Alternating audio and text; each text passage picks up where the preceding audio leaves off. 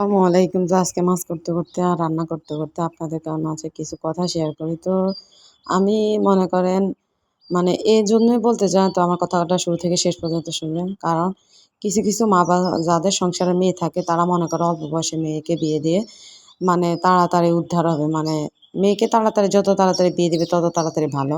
আর একটু দেরিতে বিয়ে হলে মনে করেন গ্রামের কিছু মানুষ আছে এগুলোতে মনে করেন কানাঘুষা করতে থাকে।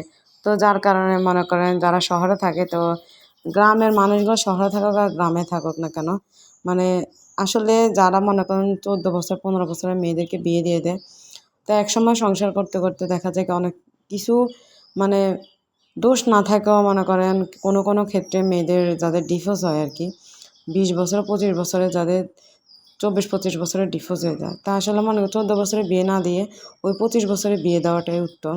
যার কারণে হয়তো কি অন্তত সংসার বাঁচবে।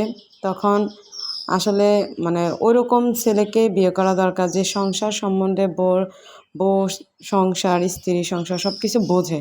আর যারা মনে করেন অল্প বয়সে বিয়ে করে ওগুলা মনে করেন সংসার সম্পর্কও বোঝে না। আর বয়স তো মোটামুটি অনেকের মনে করেন এতটাও কম না। তারপর কিছু ক্ষেত্রে আর আমি মনে করি অল্প বয়সে মেয়েদের বিয়ে না হয়ে একটু বয়স হয়ে বিয়েটা হওয়াটাই ভালো। যার কারণে হয় কি সবকিছু সে বোঝে, শোনে। তার সব দিকের জ্ঞান মানে তো শুধু বইয়ের পাতা বই পড়লে জ্ঞান অর্জন করা যায় না। কারণ মানুষের সাথে চলতে হলে মানুষের যেরকম পরিবেশে মানায়া নিতে হয়, খাপ খাওয়াইতে হয়। মানে কিছু পরিবেশে আছে মানুষ, সব পরিবেশ তো আর এক না। মানে সব ফ্যামিলির মানুষ তো এক না। তো যে পরিবেশে যায় মানুষ এদের সাথে মানায় নিতে শিখতে হয়, খাপ খাওয়াইতে হয়।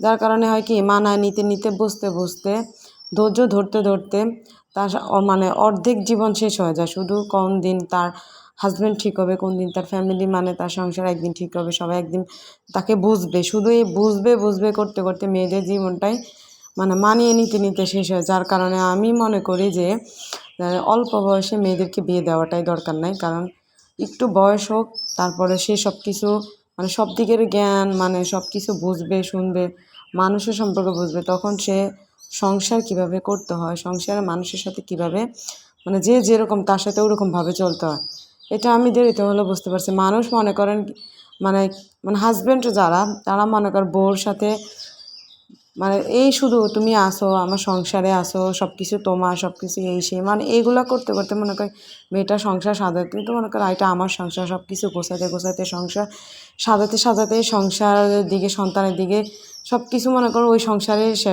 মানে সময় ব্যয় করে তার জীবনে সব কিছু। অবশেষে মনে করেন যখন একটা কোনো সমস্যা হয় তখন তার ওই সংসারও থাকে না। তার মানে ওই সাজানো গোছানো সংসার যখন থেকে গোছাতে সব দিন বেলা সময় শেষ করলো, তার জীবনটাই শেষ করে দিল অর্ধেক মনে করেন ওই সংসারের পিছনে। অবশেষে তার সংসারটা থাকে না। তাহলে কি মনে করেন মেয়েদের জীবনটাই কী? তাহলে মনে করেন যে একটা মেয়ে নিজের দায়িত্বে নিজের পায়ে দাঁড়াবে, নিজে মানে যখন নিজে সব কিছু নিজেই করতে পারবে, মানে নিজে প্রতিষ্ঠিত হতে হবে, তখনই বিয়ে করাটাই ভালো আমি মনে করি। তো সব মানে সব মেয়েদেরই কি নিজে কিছু করা অন্যের উপরে মানে স্বামীর উপর নির্ভর করলে সেটা একসময় মনে করেন কোনো ক্ষেত্রে মানে নিজের কিছু প্রয়োজন হয়। নিজের একান্তই নিজের ব্যক্তিগত, নিজের পার্সোনালিটি নিজের সবসময় স্বামীর কাছে চাওয়া যায় না, এটাই। তো যদি ভিডিওটি ভালো লাগে অবশ্যই লাইক, কমেন্ট, শেয়ার করবেন। আমার রান্নাটি কেমন হলো?